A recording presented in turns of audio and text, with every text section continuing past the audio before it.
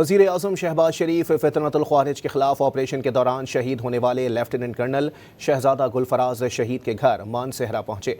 वज़ीर आज़म ने शहीद की वालिदा, अहलिया और बच्चों से मुलाकात की। वज़ीर आज़म ने शहीद की कब्र पर भी हाज़िरी दी और फातिहा खानी की। वज़ीर आज़म शहबाज शरीफ ने बावर कराया कि लेफ्टिनेंट कर्नल शहजादा गुलफराज शहीद ने वतन अजीज़ की हिफाजत की खातिर जाम शहादत नोश किया।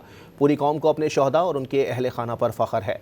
शहीद के अहल खाना का हुकूमत और पाक फ़ौज मुकम्मल ख्याल रखेंगे।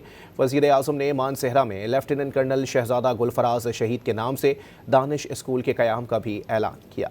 वज़ीर आज़म शहबाज शरीफ फितनतुल ख्वारिज के खिलाफ ऑपरेशन के दौरान शहीद होने वाले लेफ्टिनेंट कर्नल शहजादा गुलफराज शहीद के घर मानसेहरा पहुंचे।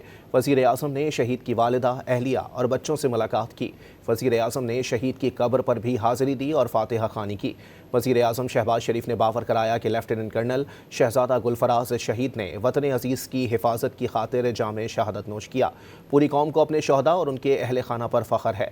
शहीद के अहल खाना का हुकूमत और पाक फ़ौज मुकम्मल ख्याल रखेंगे।